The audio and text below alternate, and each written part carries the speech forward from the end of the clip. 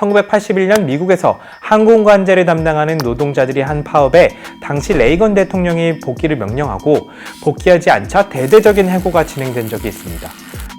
역사적으로 당시 상황에 대해 노동조합 죽이기였다, 아니다, 원칙 세우기였다, 이런 논란도 계속되고 있습니다. 이번에는 어떨까요?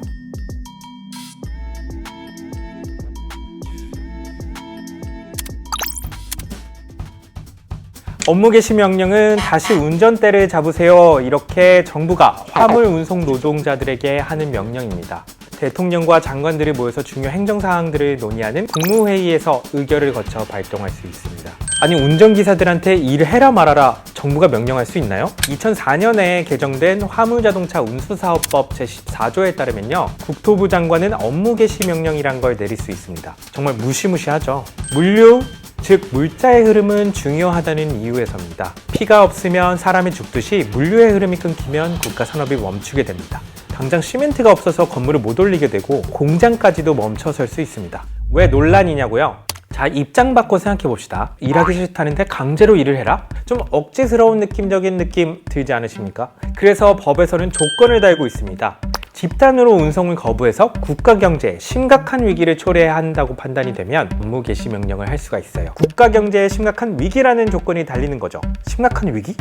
어떨 때 심각한 위기지? 문제의 출발은 여기서부터입니다. 얼마나 심각한 위기인지 좀 애매하기 때문이죠. 얼마나 심각한 위기여야 파업 또는 일을 하지 않을 권리를 빼앗을 수 있는 걸까? 좀 확실치가 않거든요. 그래서 이 업무 개시 명령은 헌법에서 정하고 있는 결사의 자유, 행동의 자유, 그리고 노동 3권을 침해한다, 이렇게 노동계는 주장하고 있습니다. 규정은 애매모호한데 권리를 빼앗는 규정은 너무 명확하니까. 여기에 더해 정부는 이들이 개인 사업자여서 단체 행동권이 인정되지 않는다고 맞서고 있습니다. 그러면 또 노조는 개인 사업자라고 치면 더더욱 영업 중단하는 건 내 마음 아니야? 이렇게 반문하고 있는 겁니다. 예를 들면 치킨집 사장님에게 정부가 치킨 파세요, 안 팔면 벌금, 이러는 거랑 뭐가 다르냐는 거죠. 또 만약 정부가 화물기사들을 개인 사업자로 취급하면 문제는 조금 더 복잡해집니다. 파업이 아니라 집단적으로 일을 안 하겠다는 건데 이걸 금지하는 법은 없거든요. 업무 개시 명령이 내려지면 누가 업무를 거부하나 특정이 돼야 됩니다. 그런데 이게 또 쉽지가 않습니다. 거부라는 게 먼저 운송계약이 있어야 이 계약을 거부할 수 있다고 말할 수 있는 건데 애초에 계약을 안 해놓으면 이게 거부일 수가 없는 거죠. 또 업무 개시 명령의 절차는 원칙적으로 행정명령서가 당사자에게 전달이 딱 돼야 됩니다. 편지 등으로 내가 받아야 되는 거죠. 그래야 법적 효력이 발생하게 되는데, 그런데 누가 거부하는지 선별도 안 되고 화물기사들이 명령서 받기를 거부하면 이거 효과가 나는 건가? 명령서 전달이 불가능한 경우 관보나 운송사 게시판, 신문 중 하나 이상에 공고하고 온라인상에도 공고하는 공시송달이라는 것도 가능합니다. 하지만 이 경우에 공고일로부터 14일이 지나야 효과가 발생합니다.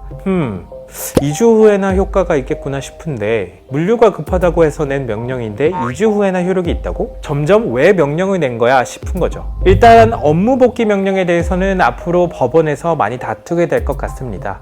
갑자기 왜 법원이 나오냐고요? 업무 복귀 명령은 행정명령이니까 이게 올바른 행정인가요? 하고 법원에 물을 수 있거든요. 거기다가 내가 명령서를 받았네, 안 받았네 따지며 법원에서 싸울 수도 있습니다. 실제로 의료노조 파업 당시에도 헌법재판소와 법원에 소송을 낸 적이 있습니다. 이런 복잡한 상황 말고 대화가 최선이긴 합니다. 정부와 노동계 이렇게 싸움만 하실 건가요?